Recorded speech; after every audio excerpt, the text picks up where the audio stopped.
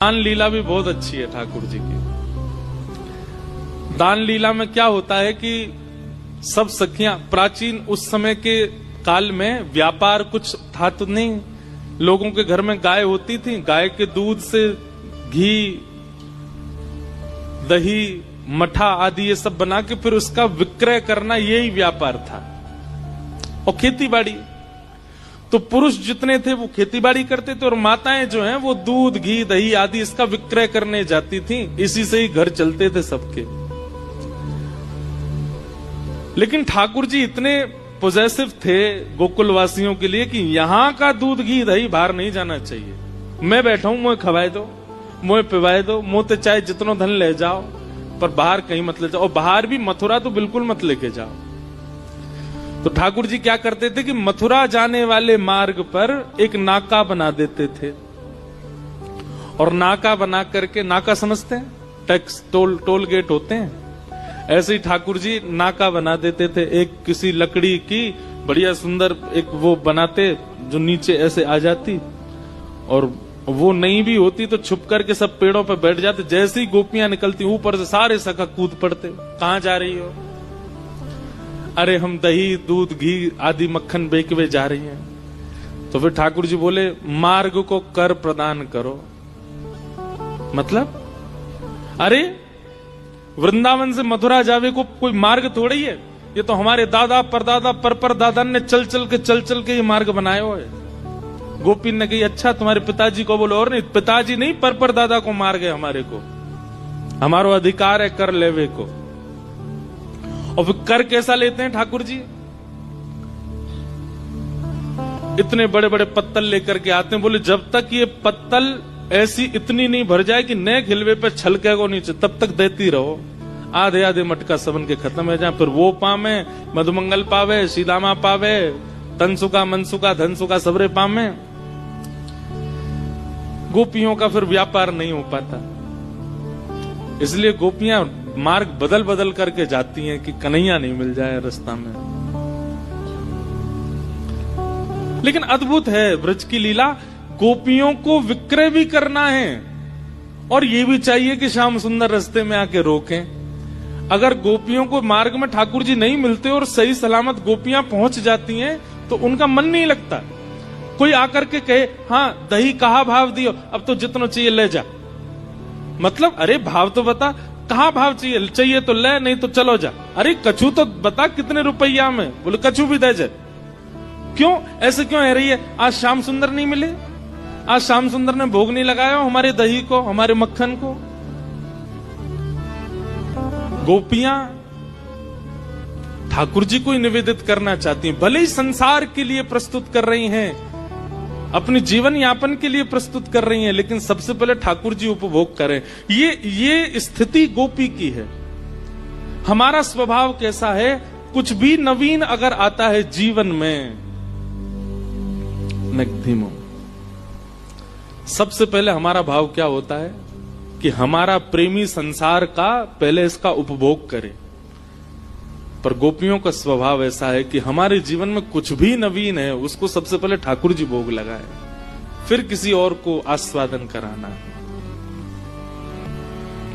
एक बार महाराज जी, किशोरी जी आई और ठाकुर जी तो बोली, तुम्हें शर्म ना आवे? ठाकुर जी बोले, ना आवे। बोले तुम ऐसे गोपीन को रास्ता रोक करके उनके मक्खन को, दूध को, दही को सबको हरण कर लो, यहाँ में तुम्हें लज्जा ना होवे? ठाकुर जी बोले, बिल्कुल ना होवे। बोले काउ दिना विधाता मिलेगा ना, बातें कहूंगी कि अगले जन्म में तुम गोपी बन के आई हो और तुम यहां से दही लेके जाया करोगे, मैं तुम बन के आऊंगी, मैं कृष्ण बन के आऊंगी, और तब तुम्हें रास्ता में पकड़ के कभी नोचूंगी, कभी तुम्हारे मटकिन ने फोड़ूंगी, तब तुम्हें पता चलेगी हमें कितनी पीड़ा होवे। ठाकुर जी बोले, अगले जन्म तक काय को प्रतीक्षा करो, कल ही कर लेते हैं। किशोर जी बोली, कल ही कैसे करोगे? बहुत दिन बाद ये प्रसंग याद आया आज।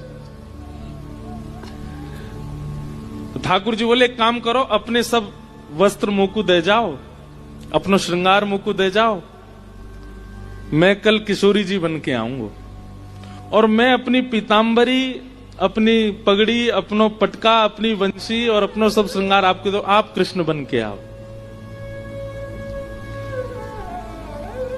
ठाकुर जी, किशोरी जी बोली अकेले अकेले आना, अरे तो है ना मधुमंगल श्रीदामा, जे ललिता बन के आवेगो, ये विशाखा बन। ललिता जी बोली या तो ना दूंगी मैं अपने वस्त्र, ये नहावे ना धोवे। मधुमंगल बोलो हम बे तेरू रेंट निकलती रे। रेंट नहीं समझे होंगे, रेंट जानते हैं? यहां निकली रहती है ना, उसको कहते हैं रेंट ब्रज भाषा में। मधुमंगल बोलो हेरी विशाखा बड़ी इतराए रही है, रोज नहा के आवे, तेरू रेंट निकलती रे। ठाकुर जी बोले देखो लड़ो झगड़ो नहीं, मैं श्री जी के वस्त्र पहन के आऊंगो और मैं मटकी सिर पर धर के लाऊंगो, और मधुमंगल है का ललता बन के आवेगो, श्रीदामा विशाखा बन के आवेगो, तन सुखा मन सुखा धन सुखा, ये सब ये चित्रा सखी इंदु लेखा आदि ये सब बन के आवेंगे। और कल हम देखें, हमें भी अनुभव हो कि भाई तुम्हें कितनो कष्ट होवे। श्री जी बोली देख लियो, जैसे जैसे आप करते हो बिल्कुल वैसे ही करूंगी मैं। ठाकुर जी बोले हाँ करियो। और अगले दिन आहा क्या छवि बनी है ठाकुर जी की।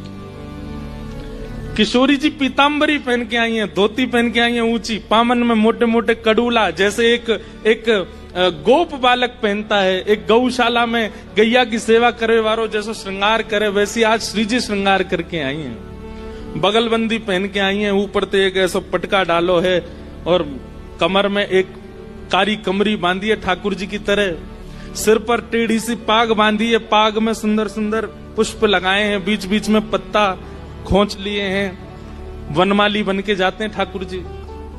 और यहाँ हाथ में लोमना, लोमना कहते हैं गैया का जब दूध निकालते हैं तो कई गाय पैर चलाती हैं, तो उनके पैर को बांधने की जो रस्सी होती है उसको लोमना कहते हैं। वो लोमना कंधा पर डाल करके श्री जी ठाकुर जी को रूप धारण करके आई हैं, और बिल्कुल ठाकुर जी की तरह काजर लगा के नेक नेक ऐसे मीड लियो है, तो थोड़ा थोड़ा फैल रहा है जगह जगह से, जैसे ठाकुर जी बन के आते हैं। यहाँ पे एक डिटोना धर के ठाकुर जी की तरह बिल्कुल श्री जी तैयार है के आई हैं।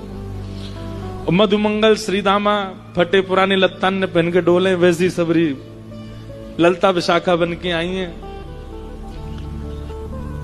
किशोरी जी के रूप को दूर से ठाकुर जी देख रहे हैं, और दूर से देख करके इतने आनंद में भर गए, आहा कितनी सुंदर लगे। और बिल्कुल ठाकुर जी की तरह ही चल रही हैं, जैसे ठाकुर जी टेढ़े मेढ़े है के चले, बेर बेर में ऐसे खड़े हो जाएं, पामन ने त्रिभंगी कर लें, ऐसी किशोरी जी बिल्कुल मानो श्याम सुंदर के रूप में आ जाइए। और सब सखियां भी बिल्कुल सबके भाव से, जैसे सारे सखा हैं वैसे सब बन बन के आए हैं। किशोरी जी आई, सब उनको देख करके आनंदित हो गए।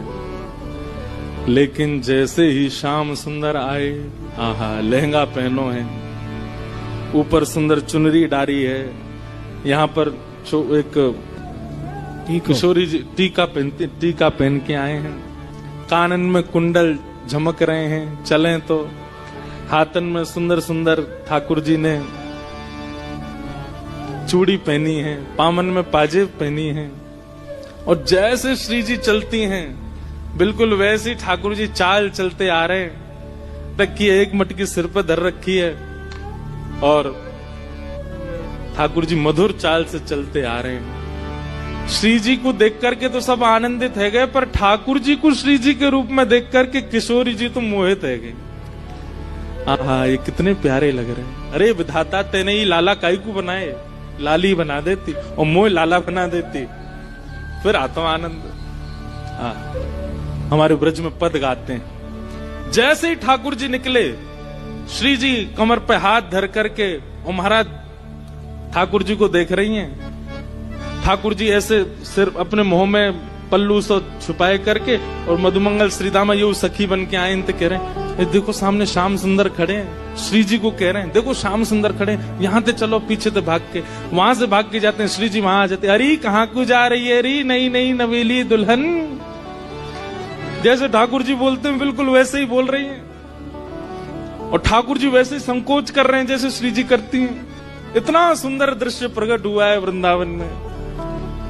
इतने में गिलोल बोलते, क्या बोलते हैं उसको, आपके यहाँ क्या बोलते हैं? गिलोल बोलते हैं। लेकर के श्री जी आई और ठाकुर जी को तक करके लियो, बोले मार दो।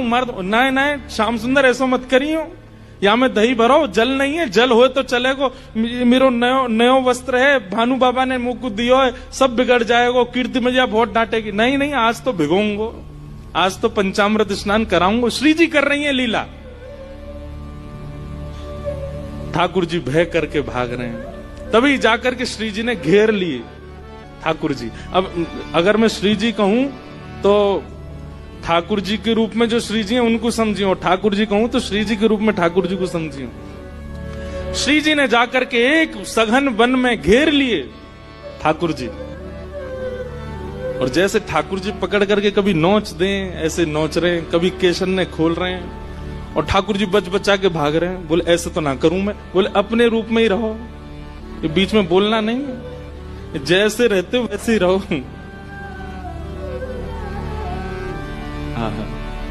चारों तरफ से घेर लिया है सखियों ने ग्वाल रूप में, और बीच में किशोरी जी के रूप में ठाकुर जी, तंसुका मनसुका सब सखी बनकर के बीच में घबरा रहे हैं, कांप रहे हैं, खड़े हैं, और चारों तरफ सब सखा अपने अपने डंडा लगे खड़े हैं। बोले अब बताओ कहां को जाओगे?